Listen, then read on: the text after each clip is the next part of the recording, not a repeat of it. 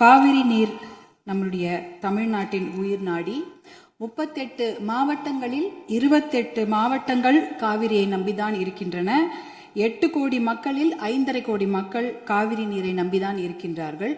காவிரி நீர் பார்த்தீங்கன்னா குடகு மலை, அதாவது கூர்கில் கர்நாடகாவில் ஆரம்பித்து மேற்கு தொடர்ச்சி மலை வழியாக தருமபுரி மாவட்டத்தில் தான் தமிழ்நாடுக்கு முதல்ல வருகிறது. தருமபுரி மாவட்டம் பிலிகுண்டில் தான் அது உள்ள தமிழ்நாட்டுக்குள்ளே நுழைகின்றது.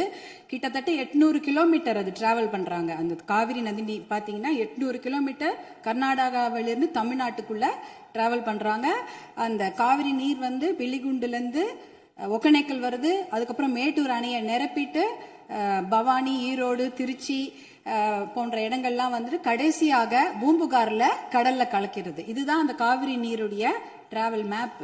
இதுல பாத்தீங்கன்னா 320 கிலோமீட்டர் மட்டும்தான் கர்நாடகாவில் காவிரி பாய்கிறது. பார்டர், அதாவது அந்த பார்டர்ல வந்து 60 கிலோமீட்டரும் தமிழ்நாட்டுக்குள்ள 420 கிலோமீட்டர் காவிரி நதி நீர் ஓடுகிறது. அப்படி என்றால் நமக்கு தான் அதிகமான உரிமை. 420 கிலோமீட்டர் தமிழ்நாட்டில் ஓடுது, நம்மளுடைய மாநில எல்லையில 60 கிலோமீட்டர் ஓடுகிறது. அப்படி என்றால் கிட்டத்தட்ட 740 டிஎம்சி தண்ணீர், காவிரி நீர் இருக்கிறது என்றால் அதற்கு அதிகமான உரிமை நமக்கு தான் இருக்கிறது. கிட்டத்தட்ட 400 டிஎம்சி தண்ணீர் வந்து தமிழ்நாட்டுக்கு உரிமையான தண்ணீர், நமக்கு பாதிக்கப்பட்ட தண்ணீர். ஆனா நாளடைவில் அதை குறைஞ்சி 205 டிஎம்சியா குறைச்சிட்டாங்க. 192 டிஎம்சி அதை குறைச்சிட்டு இன்றைக்கு 177 டிஎம்சி தண்ணீர் தான் தமிழ்நாட்டுக்கு என்ஷூர் பண்ணியிருக்கிறாங்க. அதாவது அந்த காவிரி நடுவர் மன்ற தீர்ப்புல பாத்தீங்கன்னா Karnataka has to ensure to give Tamil Nadu 177.25 TMC தண்ணீர்னு அங்க வாக்கியங்கள் வருது. இது 178 டிஎம்சி நமக்கு இறுதி தீர்ப்பின் படி வர வேண்டிய தண்ணி. ஆனா என்ன பாத்தீங்கன்னா நம்ம வந்து கடைமடை மாநிலம், கர்நாடக அரசு முதல்மடை மாநிலமாக இருக்கின்றது. சுப்ரீம் கோர்ட், உச்சநீதிமன்ற தீர்ப்பின்படி கடைமடை மாநிலத்தின் அனுமதி இல்லாமல் எந்த ஒரு கட்டுமான பணியும் எந்த ஆற்றுப்படுகையிலும் கட்டக்கூடாது. குறிப்பாக காவிரி நதி நீர் மேல கட்டக்கூடாது. ஆனா 4 டேம் இருக்கு. 1931 கிருஷ்ணராஜசாகர் டேம் இருக்கு. அது வந்து ஆங்கிலேயர் காலத்தில் கட்டப்பட்ட டேம்.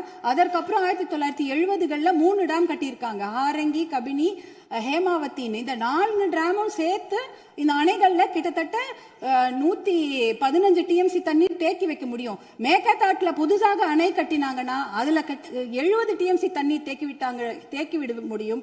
அப்படி பார்த்தீங்கன்னா கொள்ளளவு 185 டிஎம்சி தண்ணீரை கர்நாடக அரசு தேக்கி வைத்து விட முடியும். நமக்கு வர வேண்டிய 177 டிஎம்சில ஒரு சொட்டு நீர் கூட தமிழ்நாட்டுக்கு வர முடியாது. அப்படி என்றால் டெல்டா மாவட்டம் பாலைவனமாகிவிடும். குடிநீருக்கு மிகப்பெரிய பிரச்சனை ஏற்பட்டுவிடும். ஏன்னா 5.5 கோடி மக்கள் அந்த காவிரி தண்ணியை தான் நம்பி இருக்கிறாங்க. இதனால மிகப்பெரிய பிரச்சனை ஏற்பட்டுவிடும். அதுல பாத்தீங்கன்னா இப்ப வந்து கர்நாடகாவுக்கு உரிய நீர் வந்து 284 டிஎம்சி தான். நமக்கு இருக்கிறது வந்து 404 டிஎம்சில இருந்து குறைஞ்சு 177 டிஎம்சி ஆக்கிட்டாங்க. அதனால இதை வந்து நம்ம ஒரு மிகப்பெரிய பிரச்சனையாக எடுத்துக்கொள்ள வேண்டும். மாண்புமிகு முதலமைச்சர் அவர்கள் கொண்டு வந்த அந்த தீர்மானத்தை, காவிரி நீர் படுகையில எந்த ஒரு கட்டுமான பணியோ அணைக்கட்டோ கட்டக்கூடாது என்ற தீர்மானத்தை பாட்டாளி மக்கள் கட்சி முழுமனதாக வரவேற்கிறது. அதற்கு எங்களுடைய முழு ஆதரவை நாங்கள் தெரிவித்துக் கொள்கின்றோம். குறிப்பாக ஜூன் 12ஆம் தேதி மேட்டூர் அணை, அது வந்து 92 டிஎம்சி பிடிக்கக்கூடிய அணை. ஆனா அதுல இன்னைக்கு பாத்தீங்கன்னா 40 டிஎம்சி தண்ணி தான் இருக்கு. ஏன்னா அந்த தண்ணியை கூட இன்னைக்கு குறுவை சாகுபடிக்கு கொடுக்க முடியல. குறுவை சாகுபடி வந்து வடகிழக்கு, அதாவது சவுத் வெஸ்ட் மான்சூன், தென்மேற்கு மான்சூனை நம்பி தான் இருக்கிறது.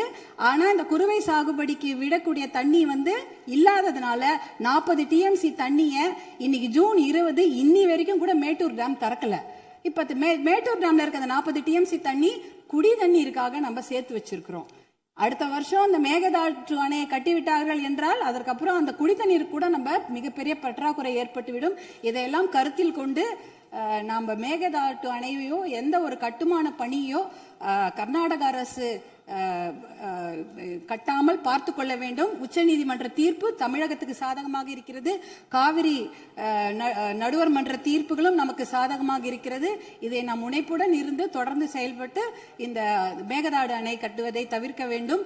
அதற்காக மாண்புமிகு முதலமைச்சர் கொண்டு வந்த இந்த தீர்மானத்தை பாட்டாளி மக்கள் கட்சி முழு மனதாக வரவேற்று ஆதரவளிக்கிறது.